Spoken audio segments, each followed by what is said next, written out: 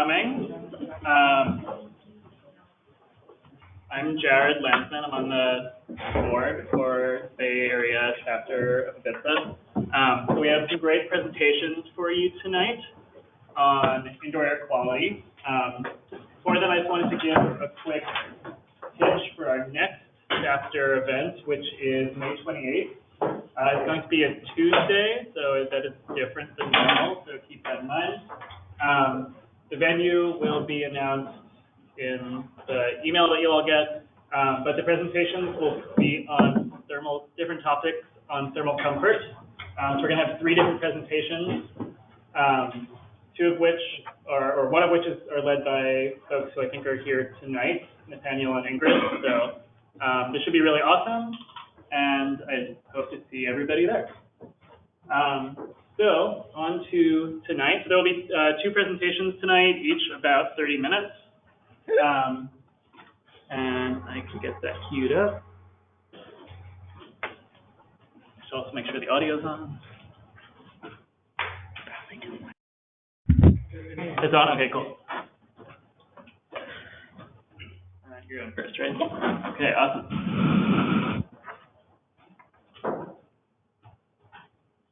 Sorry.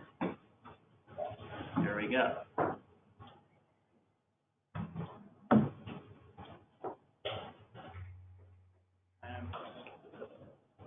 Okay.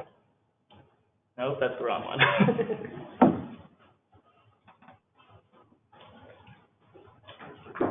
Cool. All right, I think we're all good. So, give it up for Marina. So I'm going to be talking today about modeling for the 2019 ventilation requirements for multifamily, how they've changed a little bit for code-wise, just up at front so we know what we're talking about, and then going into actually doing some modeling with a couple pieces of software today.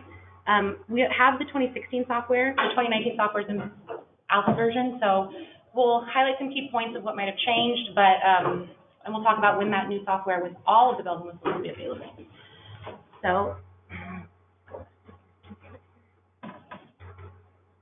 no, can't mess that. Okay, don't mess with that. Good to know. Okay, so what's changing next code cycle? The great thing is that all multifamily is going to be aligning with ASHRAE 62.2. Previously, high-rise residential had kind of been doing some of this, but the ventilation calculations weren't quite the same. So there was a couple ways of having to look at it. There's going to be some amendments for California requirements for the ASHRAE 62.2, and this is also going to be applicable to any additions of multifamily units in existing buildings as well. We want to talk about low-rise and high-rise, but they're going to be the same. The only thing we're looking at differently tonight is going to be the modeling differentiations between the 2 pieces of software that you're going to be looking at, depending if it's at 3-story or lower versus at 4-story or higher. So nothing's really changed here too much with the local exhaust, except for our kitchen hoods. Big change here in the sense that they have to be vented to the outside and checked by a HERS rater to make sure they're actually meeting the sound ratings and they're certified. That's going to bring out a HERS rater on the project, but as far as modeling goes, doesn't look like too much has been changed within the software at this point in time, but keep an eye out for that one. MERV 13 filter requirements will be required everywhere, so heads up with that for the designs you guys have around. And this is the big one we're going to be talking about and showing for modeling, the IAQ requirements and the ventilation rate. So they're going to be going to, so the amendments that are happening are the windows are not used for ventilation. We can't rely on the users of the buildings to know when to open their windows, when they don't want to get enough outside air. So continuous mechanical ventilation at all multifamily dwelling units, whether it's high-rise or low-rise, at the same ventilation rate. We're going to be looking at if they do it intermittently, there's a lot of considerations there. We're not going to be talking or showing modeling on that tonight. We're going to be looking at those continuous operations on the scheme. We're going to also have a bit of a higher ventilation rate due to its higher construction techniques, but the 2 big items we're going to look at now are the pathways. There's a balanced pathway and an unbalanced pathway to meeting this code requirement. So the ventilation rates have shifted a little, 0.03 times square footage, 7.5, number of bedrooms plus 1. That should look and feel very similar. The only thing that changes is what's there in red for this next code cycle, but now for high-rise multifamily, this is aligning with it. Should be the same across the multifamily board, thank God. Balanced path. So we have to have balanced ventilation, balanced supply, balanced exhaust within 20% of each other to be considered balanced ventilation. Of course, same requirement now, HERS ventilation of that tested system to make sure it's actually meeting those requirements needs to happen before final. And they can say, yep, balanced ventilation system. Not too much different than it is now. The change is going to come here. Unbalanced ventilation path, supply only or exhaust only systems. They're saying, we're not going to encourage these, so if you want to do this type of system, there has to be an additional HERS verification test where a HERS rater has to come out on site and now model that unit's leakage rate to the other units in corridor. So they have 600 units, they're going to be coming out there and testing them to make sure they're not leaking too much for supply only or exhaust only systems. Yeah? So the envelope leakage criteria is it just for the exterior envelope, or does it include the corridors? It's going to be between units as well. We don't want to be smelling all of our neighbors' smoke and cooking and all of that stuff. So I know that can be a challenge, especially for metal buildings. I've heard some fun stories about that, but know that that test is going to be there if they choose to go either outside that 20%, they still have that two pieces of equipment providing supply and exhaust, but they're not within that range, also an unbalanced system, or specifically supply only or exhaust only. The airflow rate still needs to be tested there by the HERS rater. Nothing has changed for that. So I thought it would be a better idea than talking about code portion of the time. Let's look at the 5 schemes, at least I'm seeing most commonly in high-rise under the 2016 code, or actually all multifamily, not just high-rise, low-rise as well, to see how that's going to stack up against the 2019 code, some things we need to think about, especially when it's going to come over to the modeling, some things to think about having on that drawing set or looking for within the drawing set themselves. So the first one I'm going to talk about, supply, balanced supply exhaust, but the supply fan is dedicated at each unit. So little supply fan, little exhaust fan, all contained within that unit itself. This is the one I'm seeing most common on most of my projects right now. 95% of the time, they're within that balanced 20%, which is great. So designers are already doing this. Great job, mechanical designers. We're hitting this a lot of the time. It's when we get outside that target range, we have to think about what we're going to do for our 2019 code cycle. And we also, some other things to think about, is it meeting the testing requirements? Even though it's installed and designed properly, are they actually going to, or it's designed properly, are they actually going to install it to meet those testing requirements at the end of the day? Of course, my favorite thing that my architects always tell me, there's more soffits if I have to do that supply fan. There's more soffits if I have that exhaust fan at each unit. There are. However, 2019, we're getting out of those building leakage tests all around. So things to think about and balance out in the design. Of course, we're going to be looking for those 3 different pieces of equipment: HVAC equipment, supply fan equipment, and exhaust fan equipment at each unit. That should be there, and the airflows for each one are obviously going to be key. Making sure they're also providing either the brake horsepower or watts is immensely helpful. They're just giving you a flat number for every fan on the whole project. Not going to work out after running some of them in 2019. So you can see here we have an example project. Thank you for my Emerald City engineers for providing this for me. They have, this is their dedicated supply fan. It's just dumping directly into the unit, not feeding into the fan coil system. They have a dedicated exhaust fan and the exhaust and supply and the fan coil unit. The only way I know that these are running continuously are within the notes, obviously, and the notes are going to dictate what we need to look for here. This one is telling me, sorry, they're really small here, but the notes here are basically telling us continuous operation at a low rate versus the high rate. Again, getting the brake horsepower for that low rate versus the high rate is key. Next thing, and of course the ventilation schedule updated for 62.2 hopefully. Second one is central supply, dedicated exhaust, another common system I'm seeing in the bigger projects. So they have a large rooftop unit, tempering the air and dumping it into the units themselves, and then the exhaust fan. Very similar, just the notes will be a little bit different about where they're getting that supply. For this one, they're dumping right again into the unit from a stacked exhaust. This one happens to be one tower, not central to the whole building, but one tower of units over that 5-story has their own supply fan. So instead of 1, maybe they have 25, instead of maybe having it over the 152 supply fans over each unit. So it's going to be a balance on those systems to see how much rooftop do they have to put these pieces of equipment. Does it make sense to do one, or does it make sense to do a stack or individual? some things to look for and to think about, because it will definitely affect the modeling and how we're zoning out the buildings if you're not doing it unit by unit. The other one I'm seeing, ventilation through the HVAC system. This one's fun, and hopefully a lot of people are not doing it, to use that fan coil unit fan to supply the airflow. So you're looking at a 500 CFM fan that needs to only push 600 CFM throughout that unit. I have not gotten one of these to run and to work for code modeling. It's near impossible. The fan energy itself and heating energy just lost is ridiculous. So there are options for this, such as running it intermittently. However, there are a lot of caveats to running it intermittently at small times to meet that minimum ventilation requirement. So if you have someone doing this, you guys are doing this, think of keep that one, the intermittent operation, in the back pocket there. Again, keeping that exhaust to make sure it's balanced, and making sure, again, the brake horsepower is noted for the lower CFMs. If you're trying to use a lot higher brake horsepower for the main fan coil fan, at that design conditions for the heating and cooling, it's not going to work out and get you a compliant building. That fan's just going to be, the fan power is going to be too much for that little tiny bit of airflow.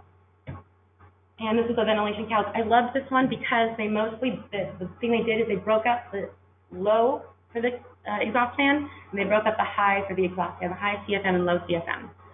We've actually gotten them to actually break out the brake horsepowers for the high and the low as well, and it's been making a good swing on compliance if I don't have to model the high brake horsepower for all of them.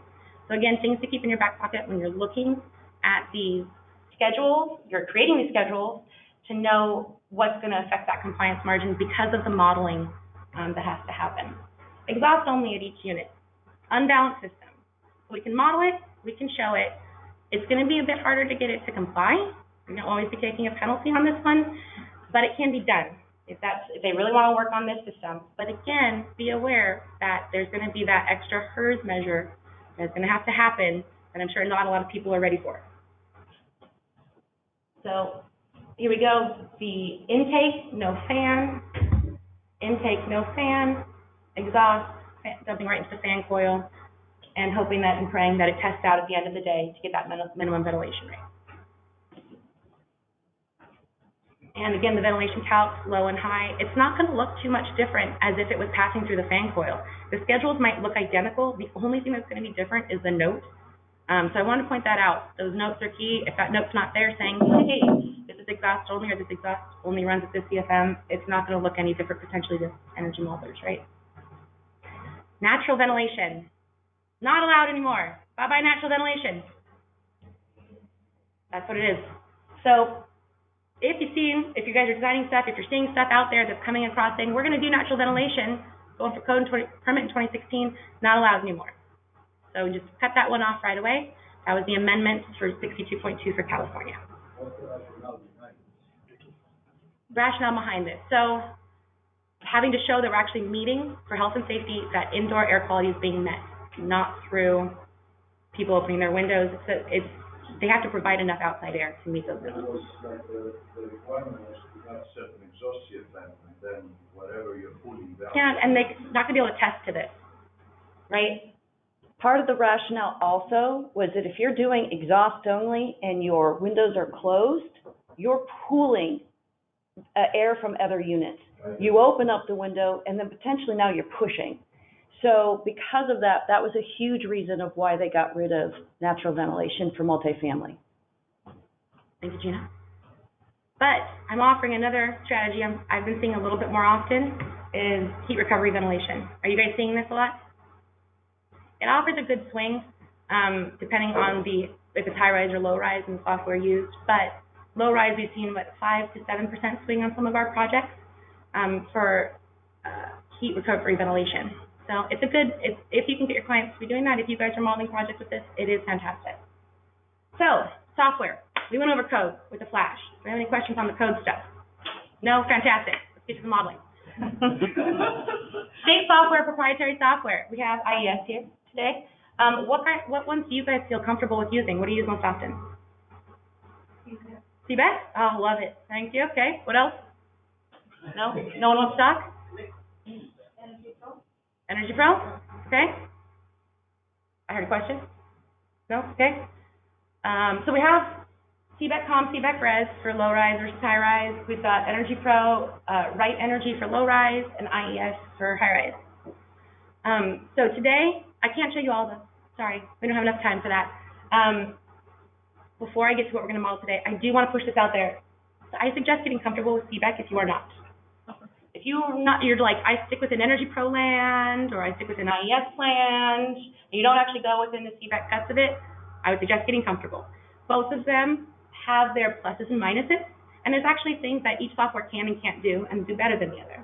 It's also great at those lovely error messages that we all get and trying to figure out what are they. Each software sets up the errors differently, and you can really easily go switch between softwares and see what the error might be because the other one didn't give a great error message. Or it sets up the system, HVAC system, in a different way that now it clicks as to why there's an error. So that's my spiel on if you are only using one software, I would suggest getting comfortable with CBEC-COM or CBEC-RES. I always start all of my projects in one software and finish in another. So that's just what I like to do. The reports, I can clean them up nicely in CBEC-COM if the other softwares are bringing them over a little different. So pluses and minuses. Okay, so today we're going to use CBEC-COM and EnergyPro. I'm not going to show live modeling in CBEC-RES or for low-rise. I'm just going to show some screenshots. It's really easy for multifamily ventilation. So let's talk about that. Low-rise versus high-rise. Completely different envelope features we're looking at, different software. So establishing if it's low-rise or high-rise early on, and sometimes maybe even looking to see can they move to high-rise if they're having trouble with the low-rise project. Hint, hint, townhomes. If you have not gotten that clarification from the Energy Commission recently, we'll talk after. But we're looking at low-rise residential, CBEC-RES, EnergyPro, Right Energy, high-rise, CBEC-COM, EnergyPro, IES. So let's look at how low-rise multifamily looks for the two pieces of software. CBEC-RES is going to have us going into, if you go to the project at the top, if you're familiar with low-rise, single family, IAQ is just the project header. There's a tab for it, IAQ, but for multifamily, it directs you, you have to go to each individual unit to change the ventilation rate. At that dwelling unit tab, it's going to set it up really nicely. This bottom down here is going to set up, how are you meeting it? We're saying they're just going to meet it with the default system. I don't want to calculate it. They have to do what they're going to do. Great, nice and easy. It even tells you the rates that they need to meet at the bottom. Fantastic. Now, let's say, no, we want to actually show what their model, we want to model what they're actually showing. Well, then we're going to go in and say, we're going to specify our IAQ. This is what you're going to do 99% of the time for those multifamily projects. The options are obviously going to be exhaust only, supply only, and balance. Note, if you select anything except balance, you're going to be triggering that HERS measure on the project. It's going to show up on the report. It's going to be there. So for low-rise multifamily, balance systems are the way to go.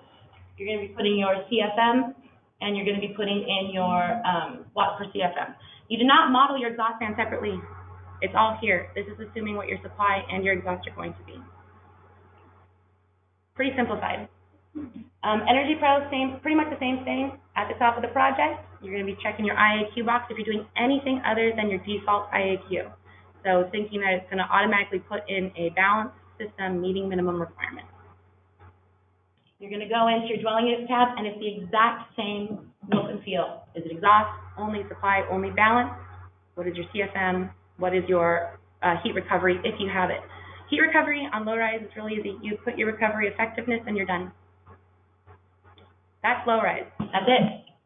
Nice and simple. But I bet you're all here for high-rise. So we're going to look at CBEC-COM and EnergyPro. It's a bit hard because the screen is small. It's two pictures, so I'm going to live model some of the stuff and just highlight the important places where I see either mistakes happening or, hey, I didn't know that that is what that translated to from EnergyPro to CBEC, for example. So let me see if I can get out of this. While she's transitioning, I thought I would bring up the fact that who here does low-rise? Are you guys dealing with the fact you have to register your forms with a HERS provider? Yeah. Guess what? We now have HERS measures for high-rise multifamily. Oh, yeah, that would be What great. do you Thank think is going to happen? There you go. And that's going to be extremely difficult when we have multiple design team members all trying to decide who's going to sign off and how they go through Who here loves the CalCerts? So, yeah, okay. Imagine that with people who have never, ever dealt with that before, starting next year. Is it going to be required for every high-rise project or just ones that do HERS measures? Well, when we think about, it's going to be every multifamily, because you have to have a kitchen hood, which has to be HERS verified. You have to have indoor air quality. That has to be HERS verified. Now the only choice is, are you doing the blower door air leakage or not? That's going to be, maybe, if or not. What if they just do all payment concessions for you guys? And they just go next door to that building next door and use their bathroom? Sorry. I'm going, oh, I don't have it. Okay. I went to that one. There we go. They're still working with that, so she just asked, is the leakage model, can we change the air leakage rate? It's gonna be, defaulted at a 0.3. They're still working on what the software will enable us to do to play around with that and potentially get credit for us saying it's better than. They are working on that being a requirement for the 2022 code, so we all should get comfortable with it because it's something that's coming our way. If you don't mind, it's using the Colorado. Yes, they're talking about not only will you do balanced, you will also do air leakage for the 2022 code cycle. They're working out whether that's going to be cost effective or not. Every single unit, unless they come up with a Sampling? sampling, which they don't have that set up yet. So we don't even know if sampling will be allowed because they don't have a method set up yet for sampling. That's not California. Then we can look to New York to see how they're doing it, but we don't have it set up yet for California. How much would it cost? Like, if everybody's up, like, if I have like 200 units, multifamily. And then if we could do sampling, which right now is usually 1 out of 7, that's going to reduce the cost tremendously. So it's definitely being pushed. I bet we'll see sampling. We just don't know what it looks like yet. So we're gonna be pushing, hopefully, towards balanced ventilation everywhere. Unless, for some reason, they can't do it. What you missed is that, but the air leakage is happening for 2022, so get used to it. Yeah, just we ease in, right? Just we ease into it. That's how the code changes happen. Okay, so important things to think about. For those of you who are very comfortable in CBAC-COM, I'm just going to bring up the key places that I'm finding issues. The 2019 software really doesn't look too different as of yet. They do release it twice a year. So they came out with the alpha release a couple months ago. The next big push is going to be September or October.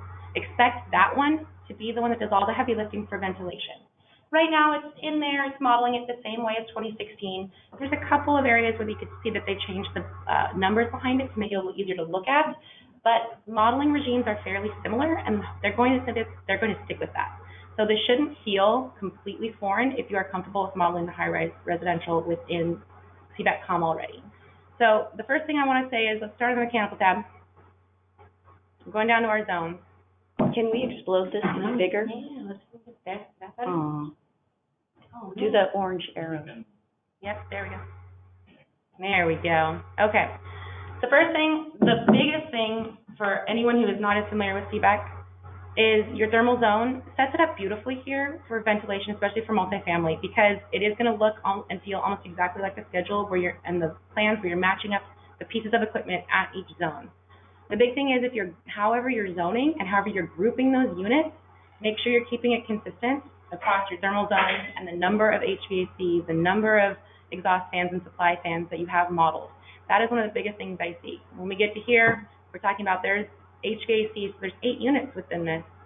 We easily have our ventilation system to pull down ones we've already modeled right here. It clearly says this is the ventilation serving. Fantastic. It clearly says HVAC, heating and cooling system right here under it. Easy to understand. The tab across the top, second tab, ventilation and exhaust. This is where we're going to be looking at and looking for those changes. Our exhaust fans modeled here.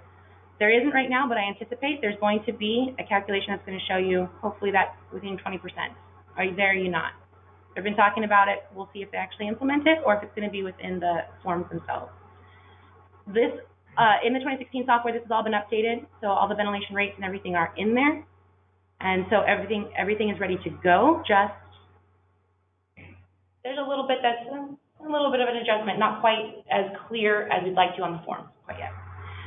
So that's how we're looking at the thermal zones, making sure your HVAC system, your ventilation, and your exhaust are modeled here. The big things that I see a lot of people getting wrong when modeling multifamily ventilation are actually coming at the exhaust zone or the supply zone system. So if we had, just like we have with the other units, dang it. Okay, so we'll do it here. For our supply fans, we're going to be modeling air systems. You're going to have an air system for each supply fan, whether it be a central, whether it's going to be individual at each unit, or whether it's going to be a stack. So we'll at the supply unit. The big key point here is that we're going to call it either the DOAS or the heating and ventilation. It depends on who you're talking to and how they like to model it. Okay, so we'll do our DOAS system. Big thing I want to add here is that make sure the air system, the terminal units, are going to reflect how many units are within each system. You build your air systems, you build your terminal units and your air segments. What I see happening a lot is, let's say it's first floor, north. What I see happening a lot is that, one, it's not listed as uncontrolled. Please don't put it in the VAV box if it's not. But also, that we know there's 8 units at one of these zones. What happens a lot is we forget to multiply the CFM times that 8 units. So a lot of people will just put in, oh, it's only 60 CFM. The multiplier at the system, at the thermal zone multiplies it. It does not. So you have to put in the actual CFM. So if it's 60 CFM per 8 units, we're going to be doing that math here. That will show up correctly what's on the form. Will it even run if you don't do that? Oh yeah, if you put 60 CFM in there, it'll run. It can give you an error if your overall doesn't add up. So if you have some that are over and some that are under, it doesn't do the math per one. It just says it is an overall average. So if you're undersized by any little tiny bit, 1 CFM, it doesn't like it, it will throw you an error. But if you do the opposite, and let's say we said there were 16 zones here, and you oversize it, it's not going to give you that error.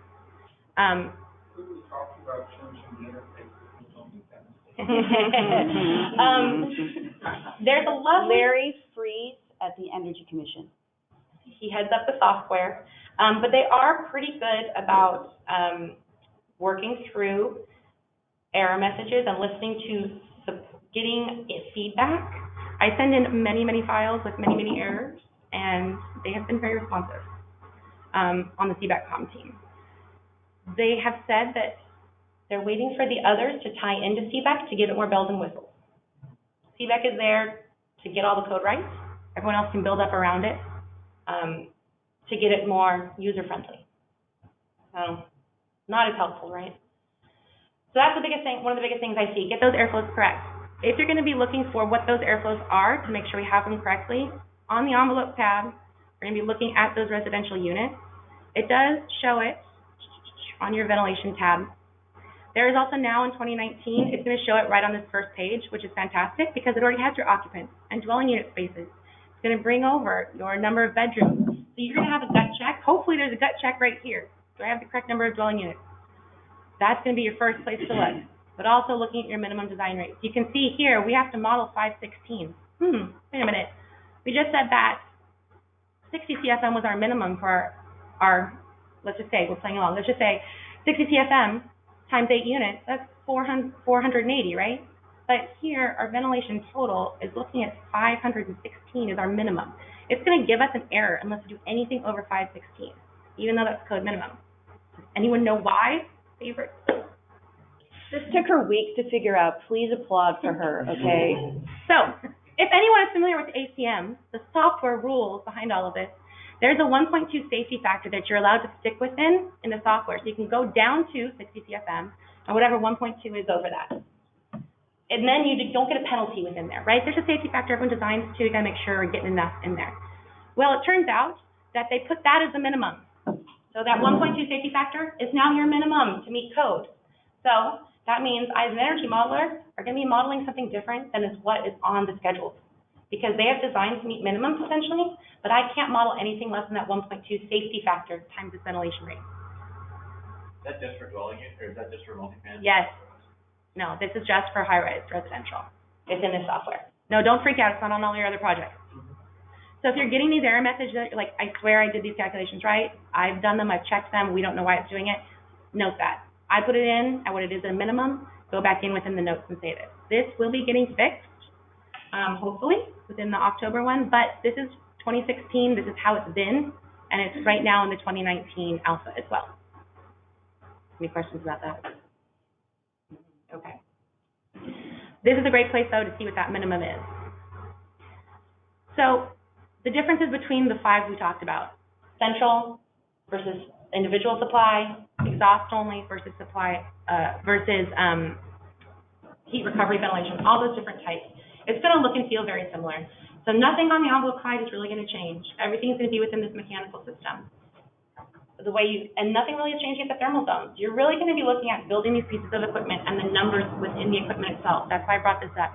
So here, this supply fan right now has the quantity of 1. It is one system serving all of these residential units in this project. So let's say they change their system. Have this happen? No, they don't want to do it. They want to use smaller fans. Let's say it's stacked everywhere. Now they're breaking the building up into 5 different zones. They're doing 5 different supply fans. Do they all have the same CFM? Do they have different CFM based on the number they're breaking it up? So it's important to note how they're breaking up the building so that you can zone the building for ventilation. I know a lot of energy consultants say, I just zone it per, are they using the same fan coil units? I've had to stop doing that personally because I'll see a lot of different 1-bedroom sizes. You're at 500 for a studio, you're at 300 for a studio. One CFM rate could be running at 30 CFM continuous and one is running at 60. So you're going to average those out to show it as one group because we've zoned out the building based on they're using the same HVAC system. You're going to get a lot of swings to your compliance margin. And it actually makes more sense to up front break out the building based on ventilation rate than it is to base it on HVAC system type. So fan coil 1 versus fan coil 2. I always break it down now based on fan coil 1, does it have 50 CFM, fan coil 2, 75 CFM, fan coil 3, might break it up into 2 different, or fan coil 1 into 2 CFMs, depending on that ventilation rate, especially if projects need to exceed code. Yes? When you have a situation with multiple zones, like a multi-zone heat pump, Mm-hmm. and you use an air system to define that multi-zone heat pump, won't you now need to also use a zonal system instead for the ventilation and break it up? Yeah, you can't have 2 air systems serving a dwelling unit. Now, when you're talking about multi-zone systems, are you talking about a VRF or are you talking about I'm talking about multiple thermal zones within one single fan coil unit with different ventilation rates for. And how are you, so I just want to make sure I got it clear. And you're doing this for different multifamily units, all within the same? Let's say there's a living room unit as well as, adjacent corridor, as well as an adjacent corridor next to that, and one multi-zone fan coil is serving multiple thermal zones. Within one dwelling unit? No. External to the dwelling unit. So we're talking about the living space, now we're talking about the non-residential spaces. So this is not going to be modeled the same for the non-residential spaces. You're correct still we can't model the 2 air systems for the multi-zone systems. It is an issue, it is now.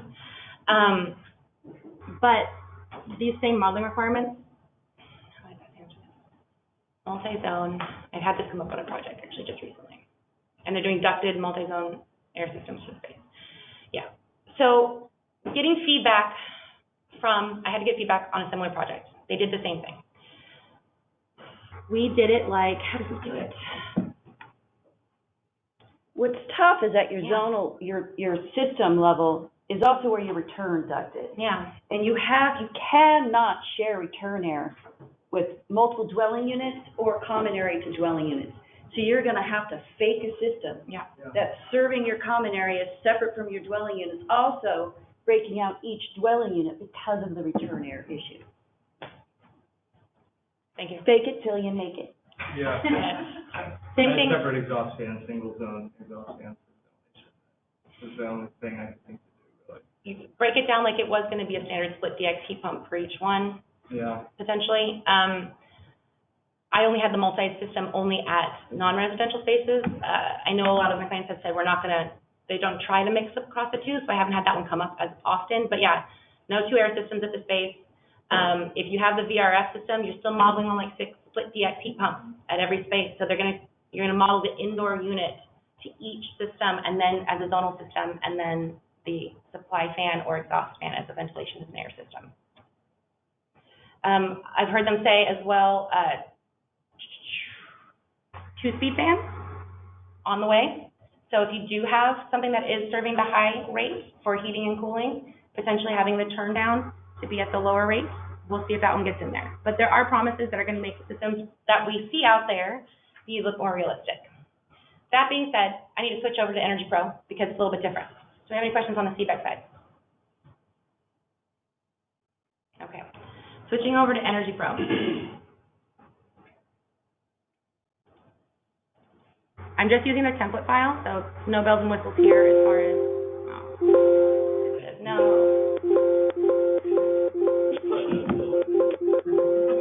How are you getting your work done? There you go. There we go, okay. Okay, so the big thing with EnergyPro is it still needs to talk to CBEC. So we have to figure out how it likes to translate, and they don't use the same words at all. So for our systems, I know I got to get going so we don't have go over on our time here. The biggest thing to know about EnergyPro, telling it where it comes from, the ventilation comes from, happens here at this outside air from the HVAC system. If you do not have anything here, it will assume that this is that system, that residential HVAC system, is providing outside air, whether it's ducted or ductless. It will default to that.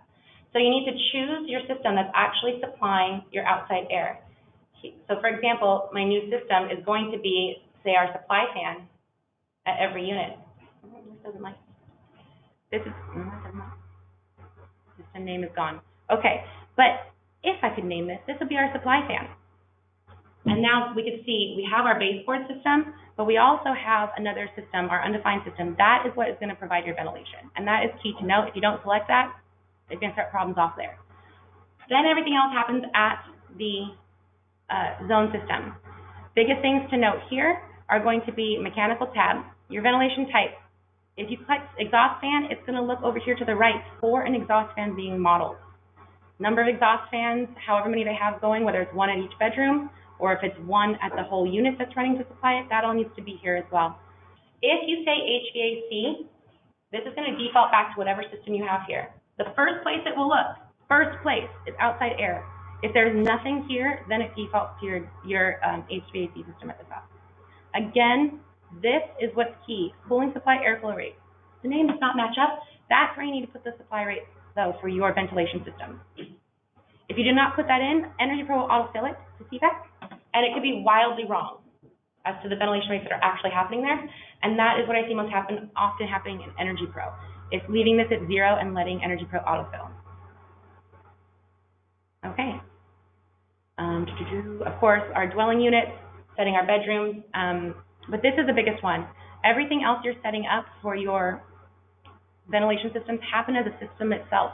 You're actually going to create that system as a separate system. Now, my favorite part, I don't know how many of you all probably do a ton of these and you know, but if you do not delete your system that has no heating or no cooling, it says you cannot run it. So you have to put it in, select your fan size, and delete it. You've modeled it, it is attached to your system, and now you delete it.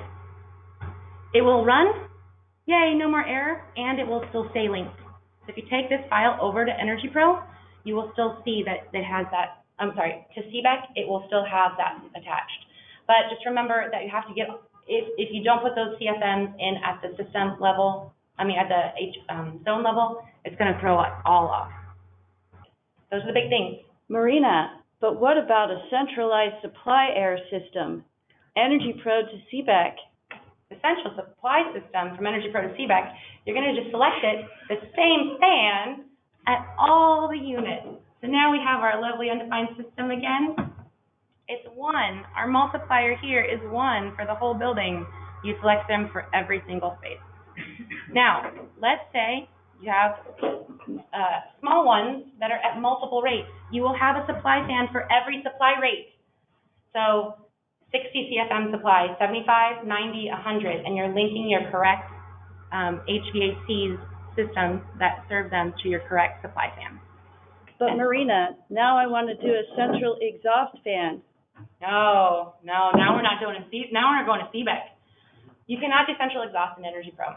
So this is a lot of the reasons why I have to take it over to CBEC. I'll put everything in here. I will put that I'll put that central exhaust fan at one of these systems, whether it be in a corridor that it's serving. Run it. You'll get the output file for EnergyPro. Take it over from EnergyPro. Take it over to CBEC. Link it all there. So what we just went over in the CBEC file, where we can easily see if EnergyPro has, even if you've done everything in EnergyPro, I always double check. I come here for my ventilation system, come here for my HVAC, and I come here to make sure my exhaust is linked. If you use EnergyPro exclusively, it might just be beneficial to toss it over there and run it to make sure it's all correct. Plus, you can fix up all of the reporting errors, such as the check boxes and stuff at the top. So while that's not ventilation, it makes it really easy to correct all these check boxes, correct all of your names and everything that are coming over from EnergyPro. I think I have gone over my time, so I need to pass it over, but any questions? Yeah. Why are you using EnergyPro at all? Oh, yes. Because I like to be able to copy and paste. And you cannot cleanly copy and paste in CBEC without it also copy and pasting anything that's attached to it nicely. So I don't go in and edit. I am not one of those people who goes to the background files and edits them. That is not my skill. But I can model something in EnergyPro with copy and paste and replace all real quickly. So I'll set up all of my envelopes. So I don't have to touch my envelope once I get to CBEC. I'll set up my base stuff for mechanical, so it's all there with the scaffolding, and then I go and attach everything to where it needs to be and put in the correct rates. It's a time thing for me. And in our office, we don't exclusively stick with one or the other. We've started projects in CBEC. We've started projects in 3D modeling like IES or SketchUp. We're just using the software to best support that project. And if EnergyPro makes me be able to do it in 2 days versus going and doing it in the text files because I'm not as swift, or doing it directly in CBEC.com and it takes me 5 days, I'm going with EnergyPro first. But everyone has a different language that they're comfortable with and they speak most cleanly. I'm guessing you're just going into the files in the background and doing it all. Yeah, writing with Python. I do not have that background. I went to architecture school. I can draw. Hand drafting? I mean, what else do you guys need? No one needs that anymore. Any other questions? Okay, cool. I'm going to pass it over. Thank you, guys. Yeah. Thanks. I can't do it.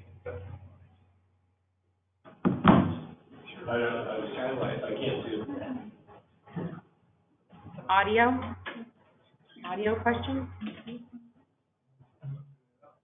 Oh, I think you fixed it. Okay. It's actually, it was before the presentation started. Someone had asked if the audio was working when we were muted. So they said it's fine now.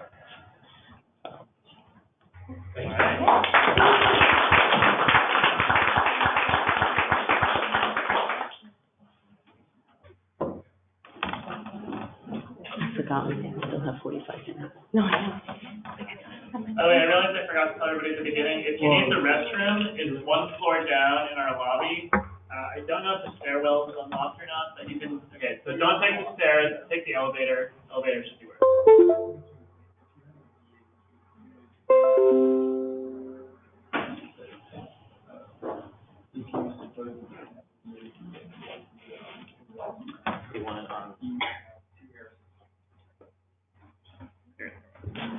Yes, I think I should be good. I'll give a couple of minutes for everyone to get a little break. We have a lot of food still. Yes, please go eat.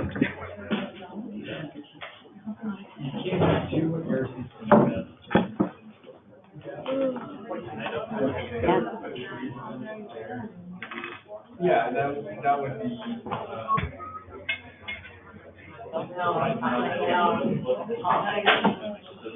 Very nice job. I'm Stefan. Hi! It's so great to see your face!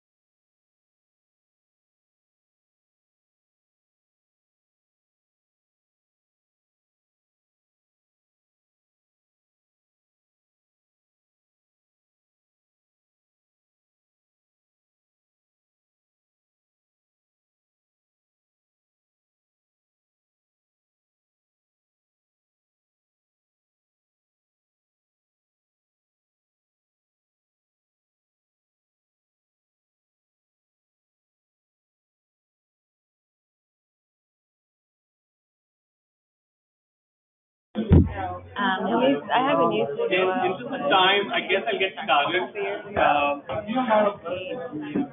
Okay, this one we got the house. And it was just like, there were 16 stories. Yeah, it was like really complicated. Instead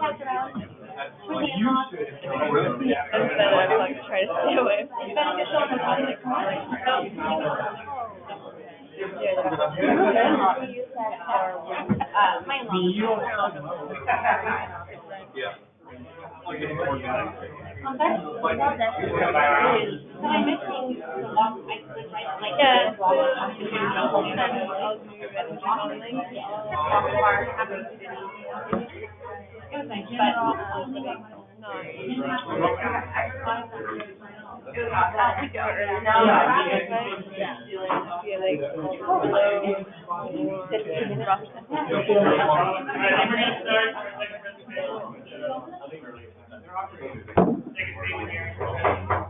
Get a beer, sit down. We can, yeah. We have a few folks on online.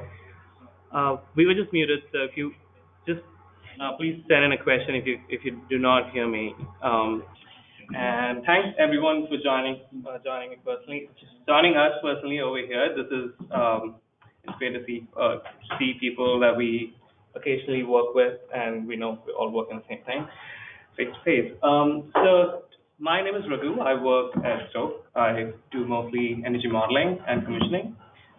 Commissioning, mostly monitoring-based commissioning, which I think is where our worlds collide with commissioning, where we try to analyze the real-world data and then try to compare to what we're modeling on a day-to-day basis. So this presentation is about one such study that we've done at a conference room at work. Our team works a lot with health and wellness, and so we wanted to quantify certain aspects of the health and wellness, and IIQ is obviously one of those areas which we talk about a lot.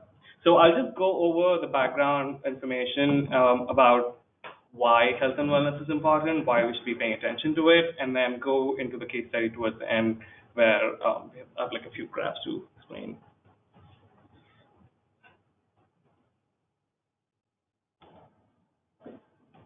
All right, so I don't know what I'm clicking through. Do you want to try to use the clicker? Okay. So looking at the bigger picture about why do we need to pay attention to health and wellness? What about it is important? Why, like, of course, it influences each one of us personally, but then economically, it doesn't even make sense for us to be investing in it. So one of the things that we studied about how in the U.S. We as a country spend on health, on things related to health. So currently, this is a generic study, of course, but we spend about 85% of healthcare related expenses on access to healthcare. And we only spend about like 4% of healthcare related expenses on healthy behavior. It's kind of crazy, right? And then the actual influence of health, if you start looking at it, there's 50% is actually influenced by a healthy behavior, and about like 20% is influenced by the environment, which also plays a big role in ensuring health and wellness for people, occupants. So that's where we come in as green building professionals to try to help get the environment better indoors. So I don't know if you guys heard about this, but this is like a very common thing that's quoted in construction management about the golden ratio of 1 to 5 to 200. If you've not heard about it, it's basically that is supposed to be the ratio in which investment is made during construction, on operation, and on to run the business itself. So there's been a lot of discussion about how accurate is this ratio, is that even real? And so some other team had done a study which proved that it's not really accurate. However, that doesn't mean that we toss it out. What is actually trying to emphasize this golden rule is there's a lot more money that is spent on actually staffing and on and operating a business, and that's where and that's something that we should be paying attention to as we guide project teams to get better. And there are 5 areas in which we can get to do that. So the thermal comfort, ventilation, air quality, and how do we get to those things is basically where, as design professionals, we can come in and give the project team suggestions about how we change the temperature set points, how we look at the filtration levels when it comes to air quality, how we look at access to activity space and stuff, and that's where most of the certifications these days are sort of like going towards. So this is a study that was done about why do we need healthy buildings and in terms of like the economic impact of healthy buildings. So this was I think the team was studying multiple project teams, and then they'd come up with a number where, as they went through all of these things, that actually having a healthy building to be working in does save about like $20 per square foot per year for a business to operate. Which, if you look at it in the bigger picture, that's quite a significant impact, and that's why we should be enforcing, and we should be paying much more high attention to like healthy workspaces. So the industry has done a lot in that area. There's like a long timeline as to when the building and construction industry has started responding to the ask of healthy environments, and we're getting to this point where there's a lot of research that's available, but then there's not the right kind of metrics that we're applying as design professionals, and that's where we should be paying attention to, and that's where I'll be talking about it. It was an interesting question that Manoj just asked about, like, what's the rationale behind certain suggestions that codes have been doing. And I think, as most of us were probably in the Bay Area in last year, as you can see, this was this morning at 10 a.m. It seemed like SF had like 31 AQI and Oakland had 37 AQI, which is it means really clean air, right? Why do we need to pay attention to it if we live in an area where we don't need to worry about pollution? But then we did have this event last year where that was during the fires, where it was extremely high. The PM 2.5 concentration was extremely high, and these do happen from time to time, based on the time of the day, and that's why we should basically be caring about it. So the 3 areas that IQ air quality impact is basically occupant health, comfort of the occupants, and also their occupant productivity. And so typically in today's code cycle, I think most of the design guidance that building codes give is about minimum ventilation rates. There's some level of filtration levels that some codes talk about. But then there's no specific guidance about like what does IAQ actually mean, and how can that be actually improved over a building's life cycle.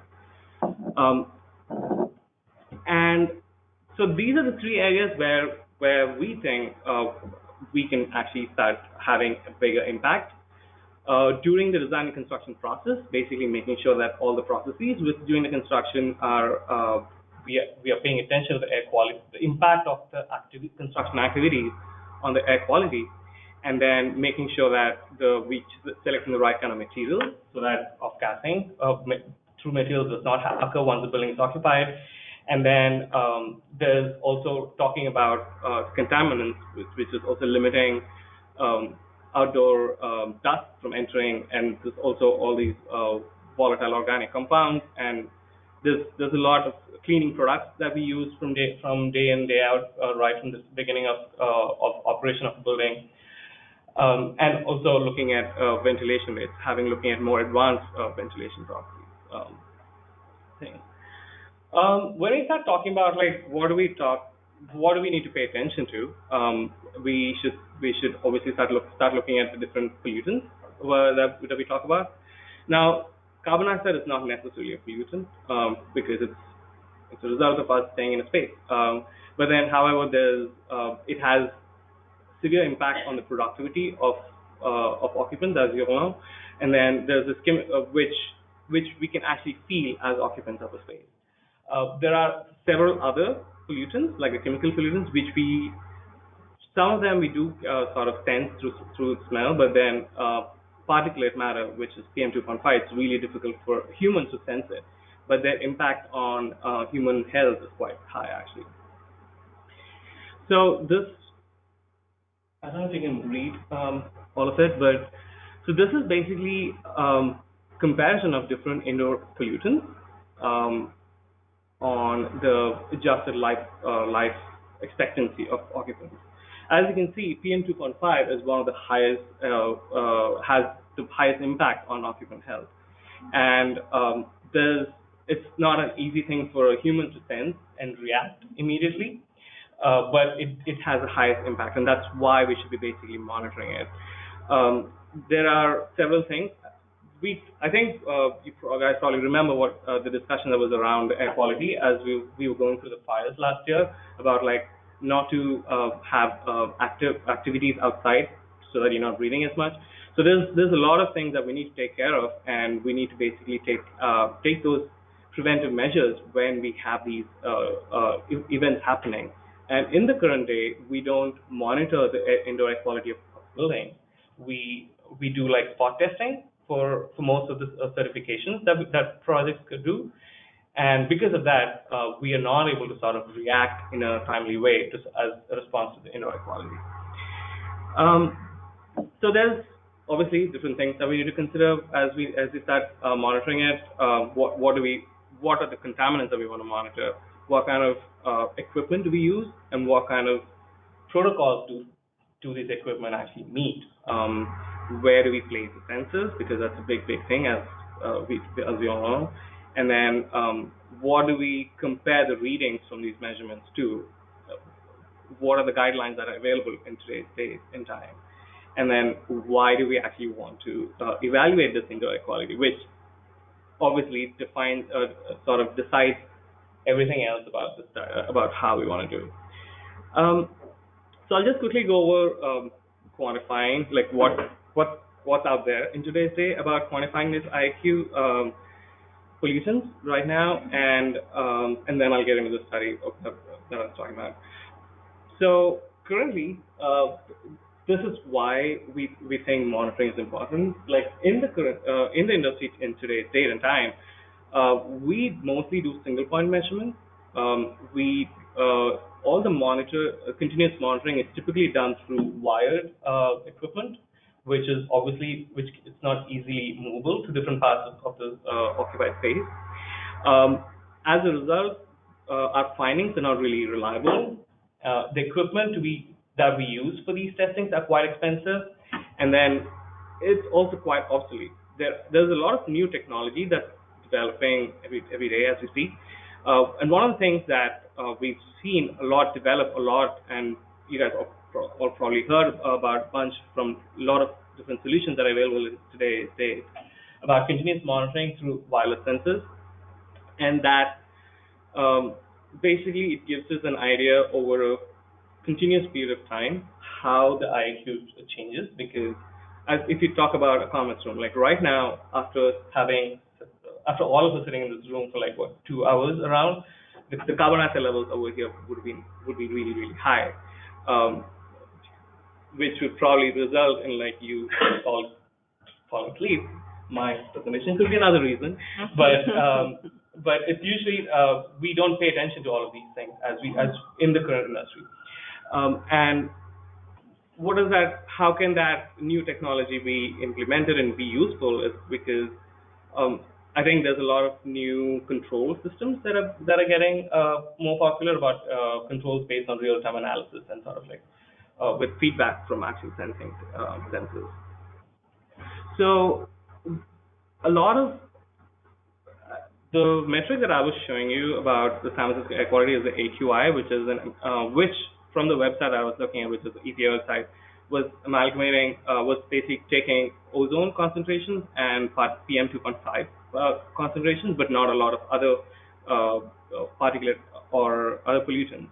So sometimes it gets really difficult to start to use the metric of the pollutant that can then be compared to a standard, and to find what is acceptable levels of these pollutants, that ends up becoming quite a bit of a challenge for projects that want to monitor.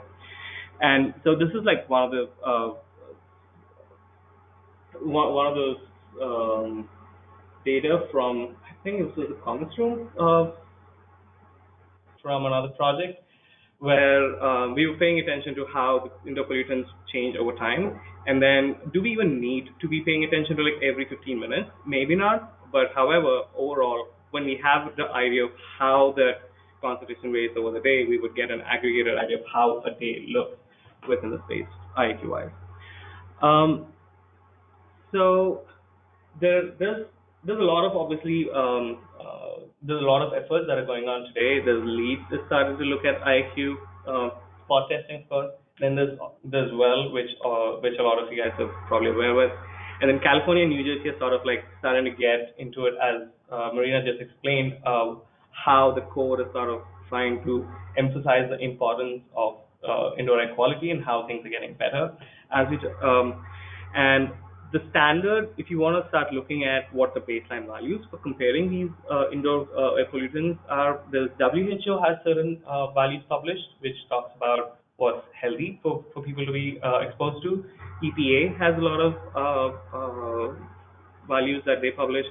As you can see, they're very different from one organization to another, and that's because each organization's focus is different, and that's why it's important for us to pick the baseline values based on the purpose of what we want to evaluate it for.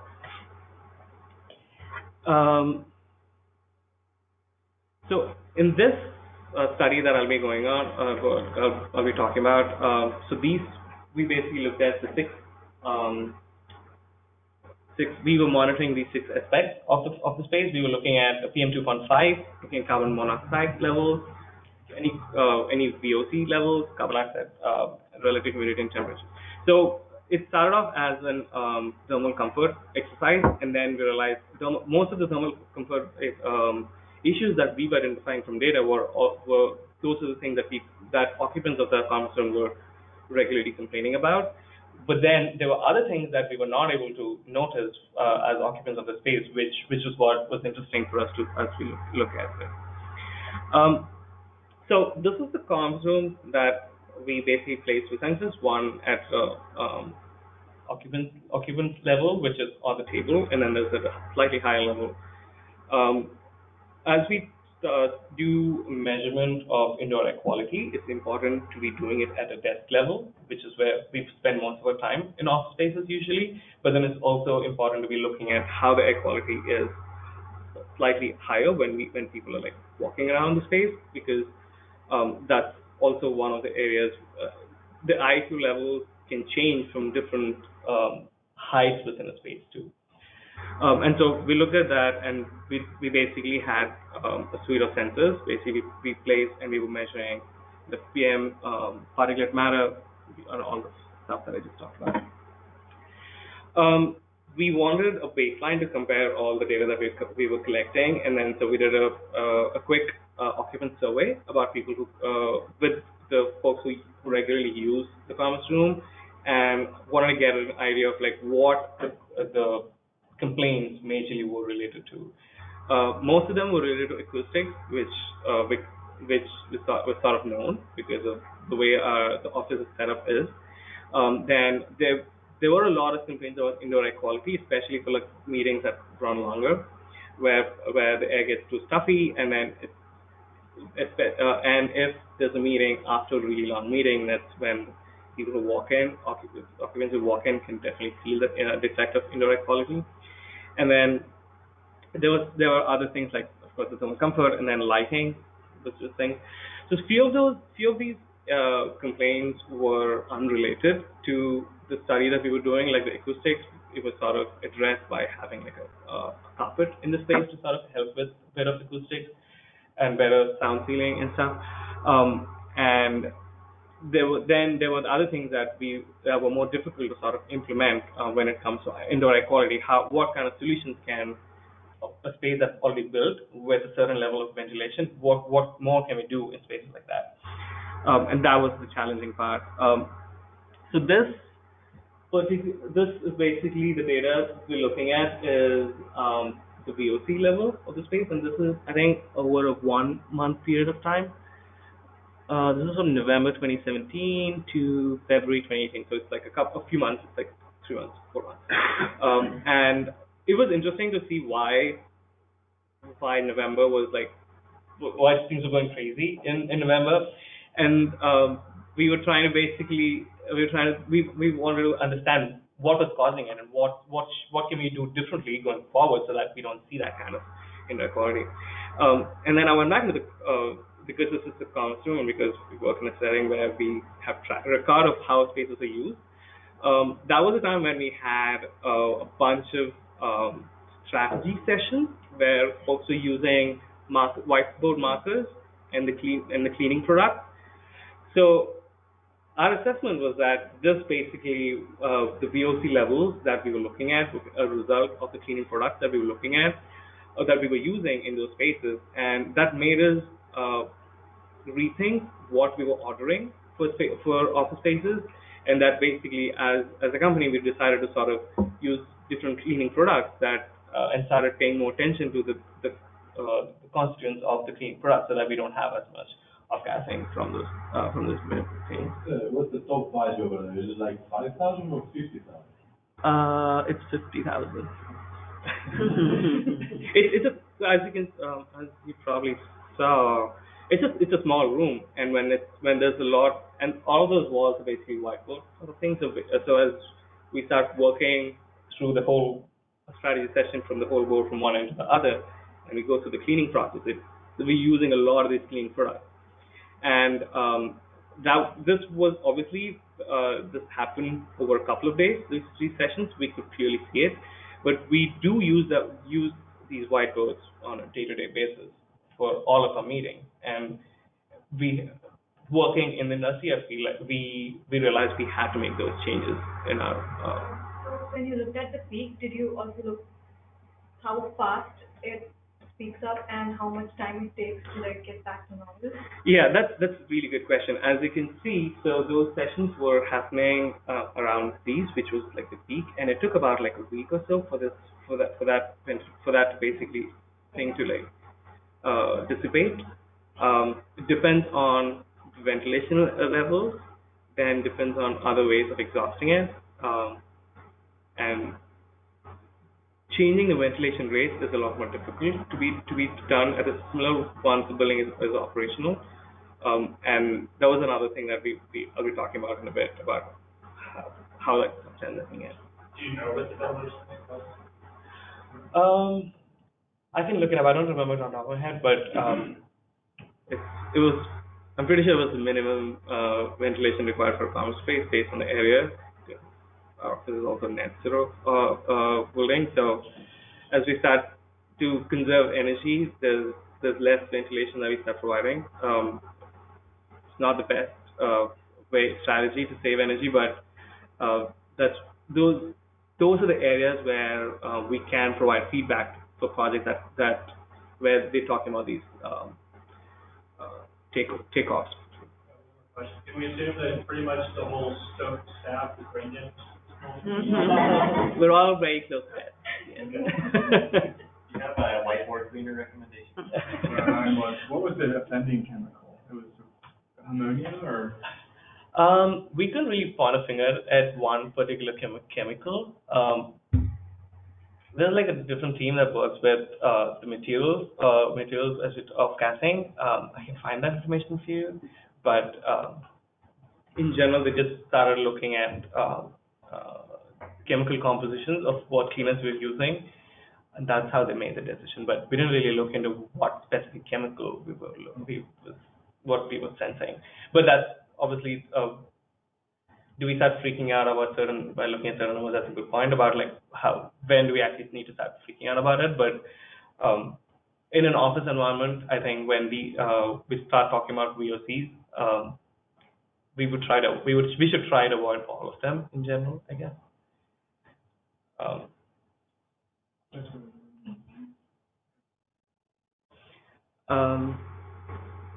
Then looking at, so these are there were three types of particulate matter that we were monitoring: PM 1.0, PM 2.5, PM 10. As I was talking to you in the previous slide, PM 2.5 is known to have the highest impact on occupant health, and so we started realizing, all right, that we have this measurement. How do we know if we should worry about it and we should like make changes about it? And we started comparing it to the baseline values that WHO, EPA, and OSHA has, and we realized that actually the PM 2.5 concentrations in the conference room were actually quite high for a lot of period. Again, having carpet doesn't really help again further with this particulate level matters, but that's when we started emphasizing the importance of changing the ventilation rates for these spaces. That's an ongoing discussion with the operations staff about how to get those things implemented.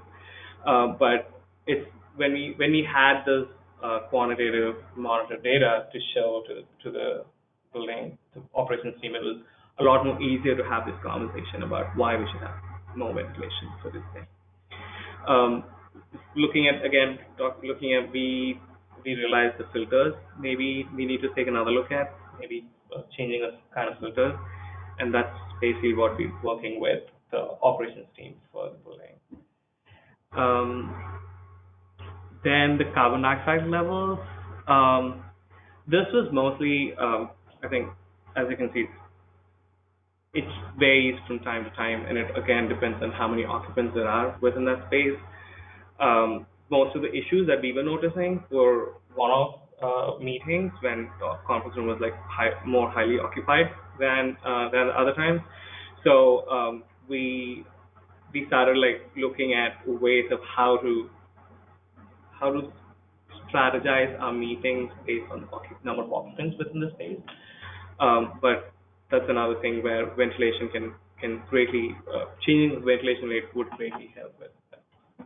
I'm curious, what's the ventilation strategy, or is this a overhead mixing ventilation, or is it displacement? It's mixing ventilation. There's like overhead mixing that's happening, and so it's obviously not.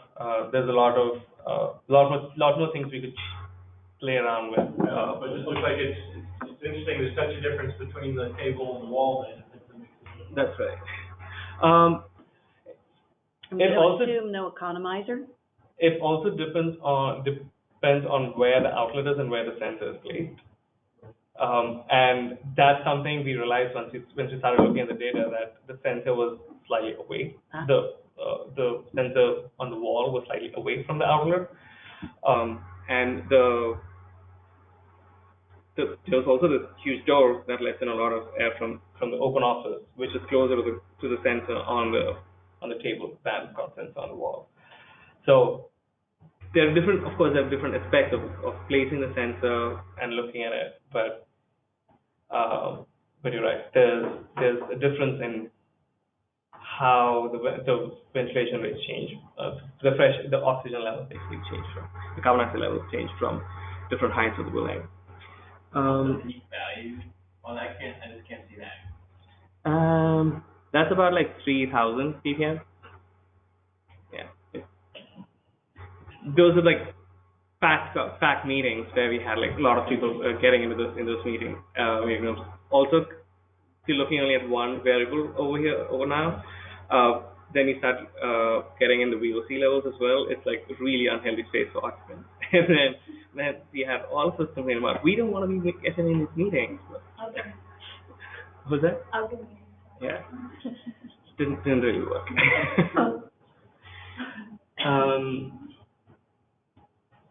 Yeah, so this was again we were looking at occupied hours of how the carbon dioxide levels change from during the occupied level.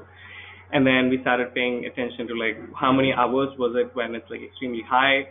As you can see, it's about like 1.5 hours around for the table level, and then the wall was like just around an hour.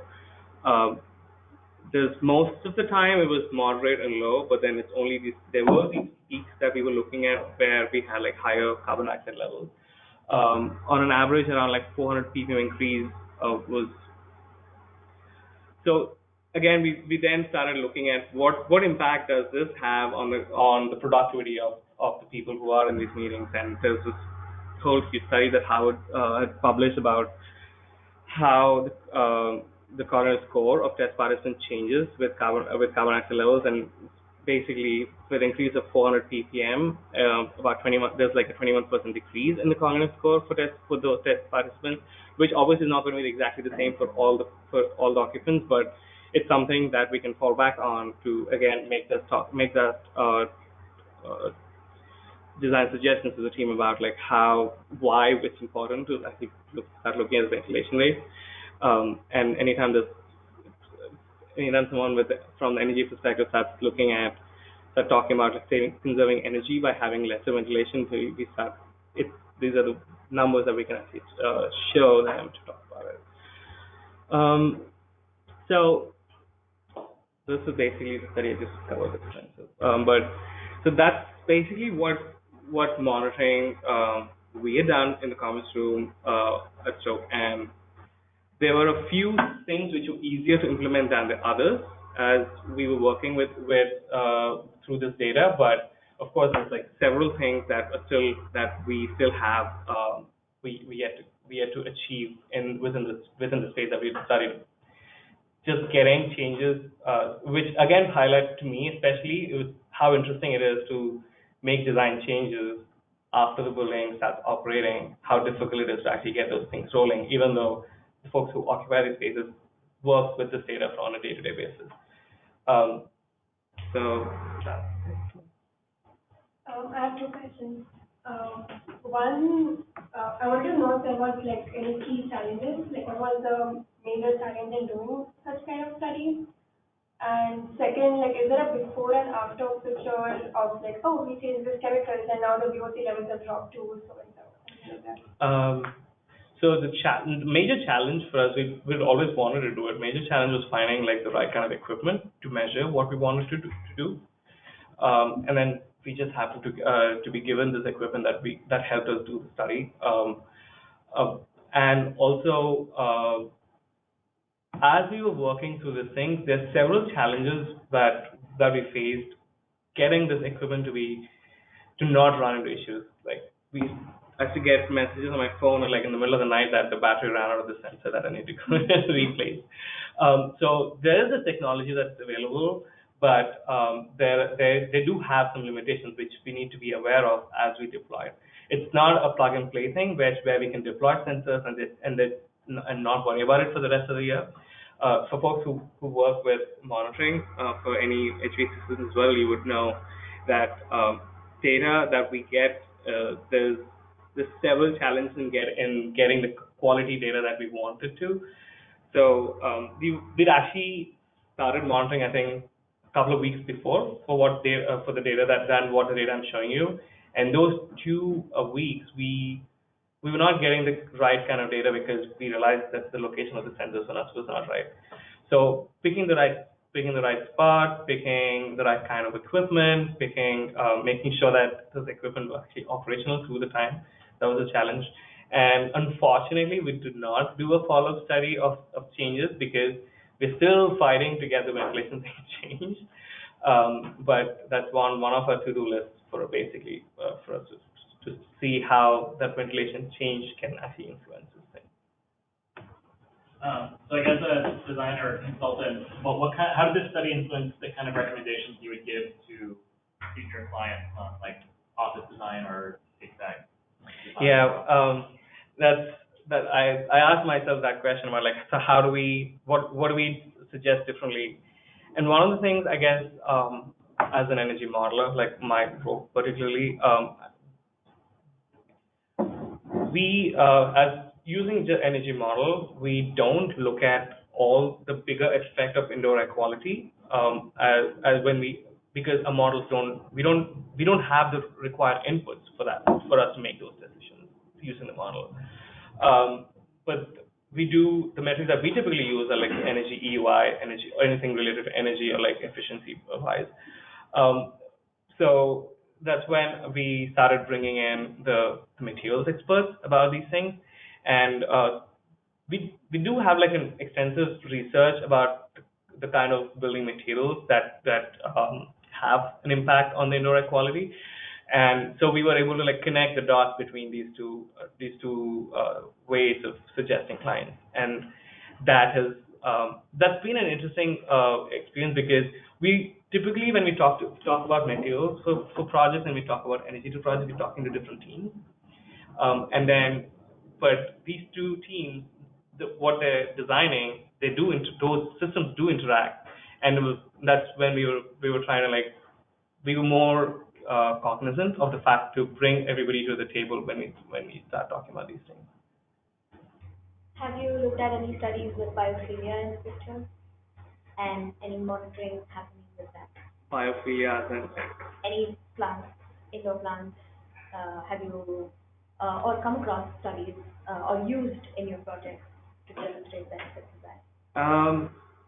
Indoor plants are, that was one of the things that we wanted to study for this thing. We didn't have any things, but indoor plants, we realized, we have a green wall in the office, which through the process we learned there's like several other challenges associated with indoor plants and biophilia. Upkeep costs for that green wall apparently ran to around like exorbitant amount, which I don't want to talk about, per month for a very long time. And so there's obviously we want to start looking at how is it impacting the carbon dioxide levels. But then there's this particulate matter that comes in. There's this maintenance crews, everything. So that's something we didn't do, but we did look into it, and we realized there's like several additional layers of complexity to that to assess that, which we kept it out of the scope of what we were doing. I haven't done an indoor air quality study for a long time, but as far as I recall, VOC is a blend of pollutants. Mm-hmm. And then each pollutant has, I mean, if you have like a sensor for each pollutant, it has a completely different sensitivity. The sensor that you have there, or do you have any recommendation about specific sensors for specific pollutants? Or is there any solution for everything? That's a reduction. That was a part of the reduction part of this presentation, where we're looking at the sensors. So I think I have this slide about, so when we start talking about sensitivity for measurements and comparing it to a certain baseline, there's this additional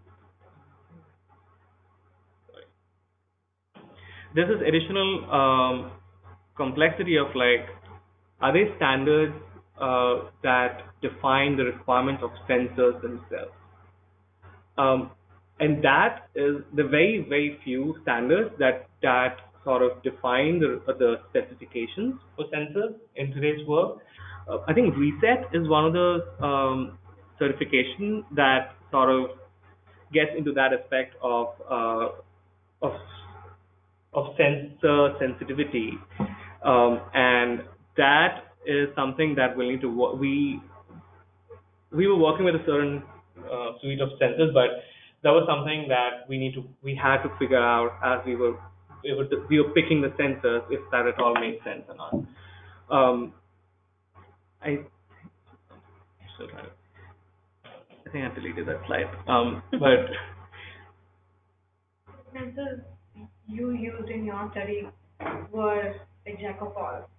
They basically for the VOCs, yes, they were basically all kinds of sensors, all kinds of VOCs. They were not picking a particular kind of VOC, but they were basically looking at VOC levels into there.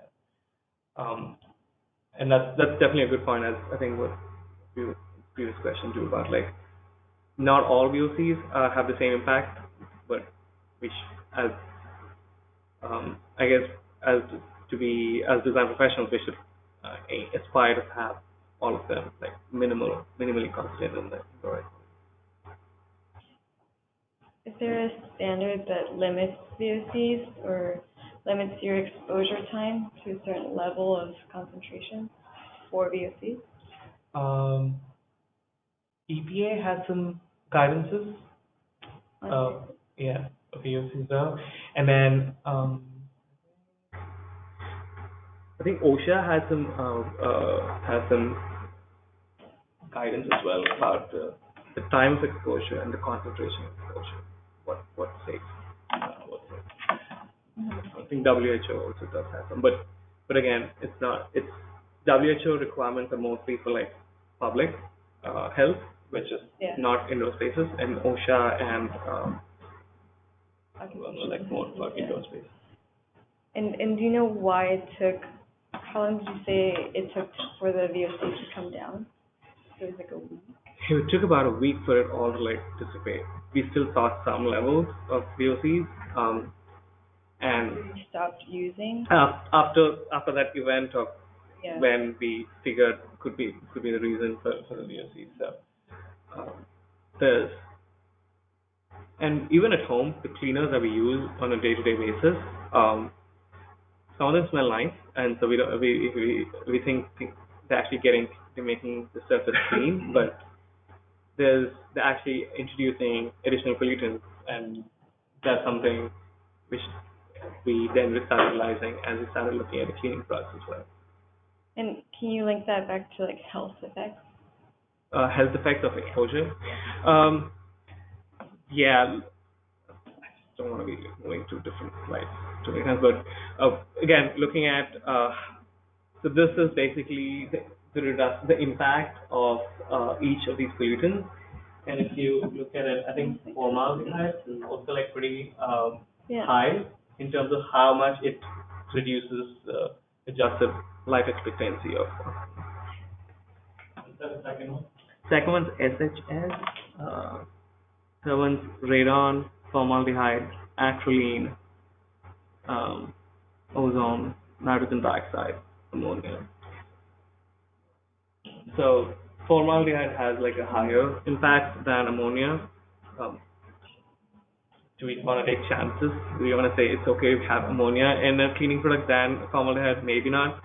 It's an exposure time, right? Yeah, that's right. So is a week okay? Is it bad? Like how can you tell if those peaks are allowable or not? So anytime when we start talking about monitoring and we see one-off issue, it's definitely not something that we should all be freaking out about. Even when it comes to like HVAC commissioning or monitoring of HVAC equipment, when we see that a set point is not being met for maybe like a half an hour during the operation, it's not something that we should be paying attention to. But the attention that it is an issue when we see things in a recurring fashion during monitoring. And so if we're using a certain kind of cleaner within the space, we know that it's going to be a recurring issue because the same material would be used within the space for the whole time. And so as we start talking about the exposure, it may not be prolonged exposure for one incident, but over the course of time, as we start using the space more and more, it would all accumulate to increase the amount of time that we're all exposed to these pollutants. So the best strategy is to basically try to eliminate as much as possible. Okay. Yeah. Were you able to rule out that? So usually I hear PM 2.5 associated with like automotive pollution. Mm-hmm. Were you able to rule out that it was caused from outdoor sources or was actually caused by particulate? PM 2.5, there are very few sources indoors for that. So it mostly has to do with the outside air thing. I know well, we need to sort of start looking at the outdoor air quality of spaces, sort of thing, when we start looking at it. So the sources for PM2.5 are not really indoors, and so our suggestions would basically not be changing anything indoors, but changing the filtration of the space. And I think that was what we were talking about in the previous presentation about like why we not want natural ventilation. Natural ventilation is great. Again, going back to the fire issue, my house is naturally ventilated. I didn't want to open the windows when the outdoor air quality was like so bad. And that's why it's important for a project to have like ventilation through a system, which can then be filtered so that we don't bring in all these outdoor pollutants in-house. Do you know what filtration level is installed in this building? I think we had MERV 13, MERV 13, I think, but definitely we realized it was not clean. And that's a very important thing. Installing a high filtration level does not mean we're fine for the operation of the building. That's something that needs to be monitored, and that's something that needs to be like acted upon when things change. For operation staff, it's usually like the most common error that keeps beeping, and that's very commonly ignored. If you were going to spec a filter for your own house, what would you use? For my own house.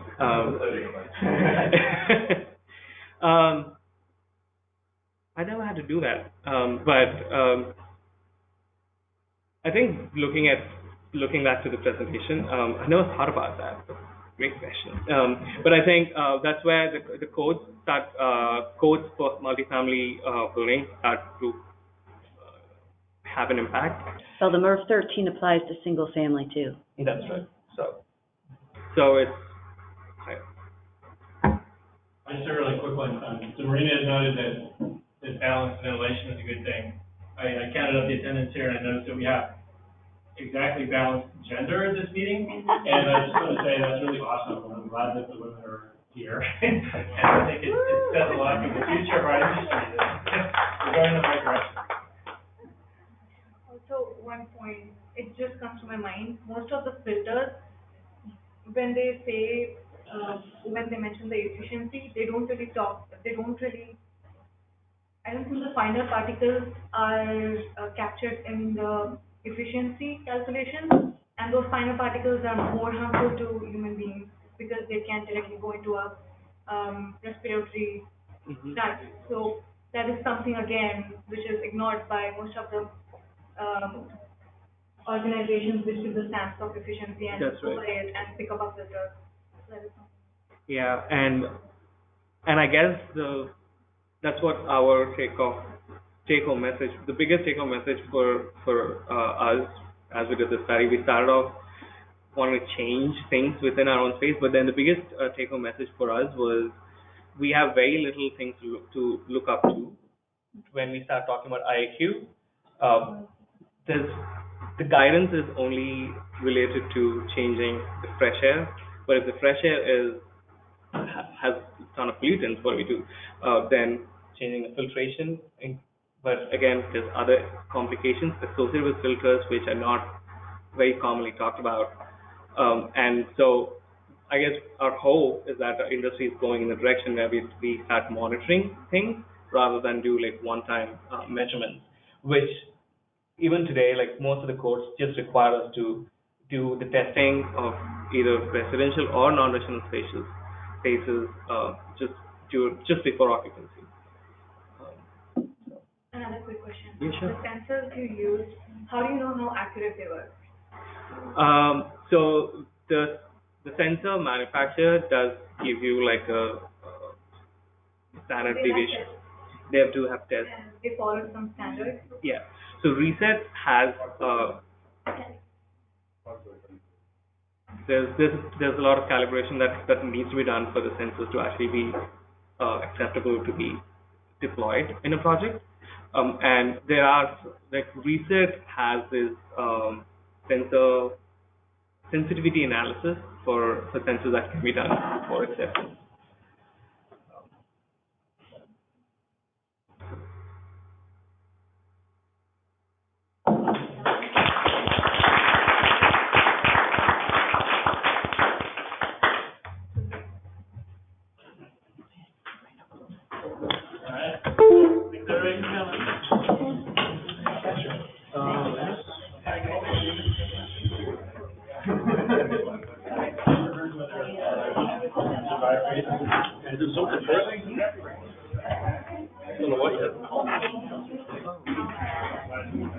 Yeah.